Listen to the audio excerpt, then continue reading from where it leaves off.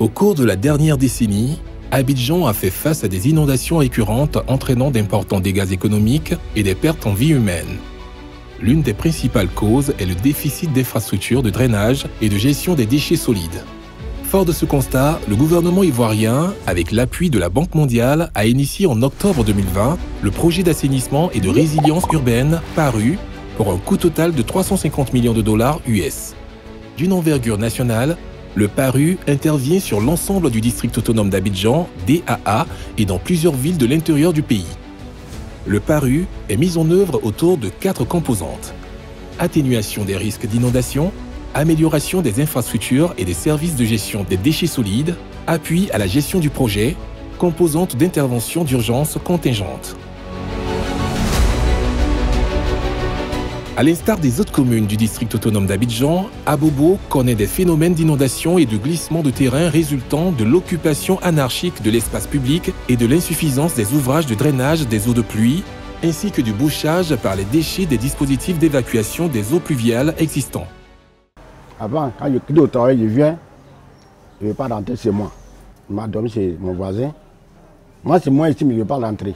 L'eau m'arrive dans mon épaule ici. L'eau rentre dans chaque maison. À minuit, des fois c'est à minuit, des fois c'est 1h du matin. Maintenant, quand l'eau nous trouve dans la maison, à ce moment on dormait. Et puis les enfants se réveillent, après dire maman qu'il y a l'eau. Il dit l'eau là est quittée où?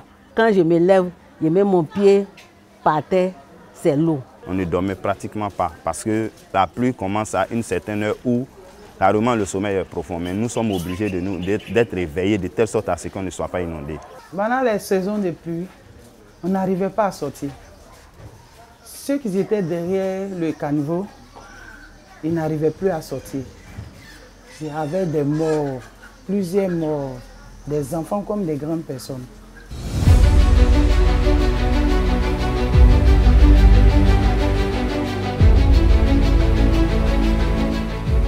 Le 10 mars 2022, le Premier ministre d'alors, son Excellence M. Patrick Hachi, a procédé à la cérémonie de lancement officiel des travaux de construction d'ouvrages de drainage des eaux pluviales à Anankwa-Kouté, dans la commune d'Abobo. Abobo devient ainsi la première commune bénéficiaire du PARU à travers sa composante 1, infrastructure et services pour l'atténuation des risques d'inondation. Débutés effectivement en mai 2022, ces travaux concernent la construction d'un réseau de drainage des eaux de pluie de 7 759 mètres linéaires de canaux avec 13 ouvrages de franchissement que sont les dallos. Ce réseau comporte 2 branches principales dont la première part de la cuvette d'Agueto à l'exutoire et la deuxième commence de la cuvette de Ndotré jusqu'au croisement de la première branche. Ces travaux constituent la première phase d'un ensemble de 2 phases qui sont prévues pour la commune d'Abobo. Après 15 mois de travaux, la première phase de construction des ouvrages est achevée. Ces ouvrages ont pu faire le test des fortes pluies de la période des saisons de pluie, juin, juillet, août.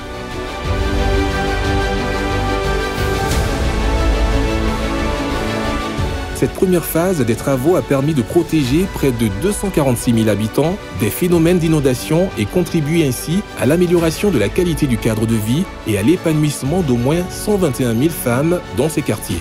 Maintenant, quand on dort là, on dort bien. Nous tous, on est contents. Nous-mêmes, on a dit que si Caribou vient là, on va tuer poulet pour manger. Et on est contents. L'eau là, c'est fini. Quand l'eau vient maintenant, on dort bien, l'eau s'en va.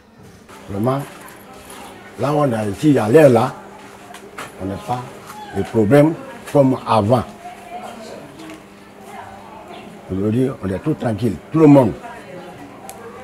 S'il y a un problème qui doit venir, mais ce n'est pas un problème de l'eau.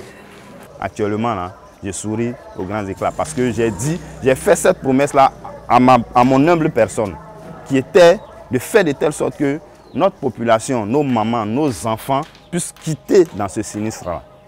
Voilà, et Dieu merci, et grâce au PARU aussi, le problème est réglé à moitié. Je peux dire à moitié parce que la moitié là, ça veut dire que le reste va venir, par la grâce de Dieu. Pour aujourd'hui, vraiment, on est tellement que c'est devenu tellement grand pour nous. C'est que le PARU a fait, le président a fait, la Banque mondiale a fait aujourd'hui, on est dépassé. Aujourd'hui, on traverse le caniveau, on dirait rien. Les voitures, souvent, ils passent. Les motos passent, les vélos passent. Aujourd'hui, même si nos enfants, pendant ces zones de pluie, qu'ils sortent, on sait qu'il y a une garantie. Ils vont bien traverser le caniveau pour rentrer. La construction des ouvrages à Abobo s'est appuyée sur l'engagement communautaire, l'un des piliers de ce projet. Des réunions participatives ont donné la parole à la communauté, assurant que chaque voix était entendue dans la construction de l'avenir de ces quartiers. La pérennité des infrastructures est cruciale pour assurer un impact continu. Nos équipes veillent à l'entretien régulier de ces ouvrages afin que les bénéfices du projet se prolongent au fil des années. Pour pérenniser les infrastructures, le PARU a lancé des campagnes de sensibilisation pour éduquer les communautés sur les défis environnementaux et les solutions possibles. Pour chaque défi, une solution durable a été présentée. Des programmes ont été conçus pour orienter et inspirer les femmes, les jeunes, les leaders de communauté, les copropriétaires et les guides religieux, les encourageant à devenir les gardiens de l'environnement et les porte-parole du changement. Nous avons les perspectives, nous allons intervenir à Yopougon, où nous allons aménager aussi 7 km de canaux primaires. Ensuite, sur le bassin versant de Bonoumé, à Cocody, nous allons aménager 2 cuvettes et 7 km de canaux primaires. Le bassin de Sinakasi qu'on appelle Mputo, où vous connaissez, c'est des points chauds d'Abidjan. Et ce projet va s'attaquer à ces points chauds-là. Vous avez 5 km à aménager également avec une cuvette qui permettent à terme de pouvoir au moins protéger au moins 1 million d'habitants des inondations dans la zone d'Abidjan.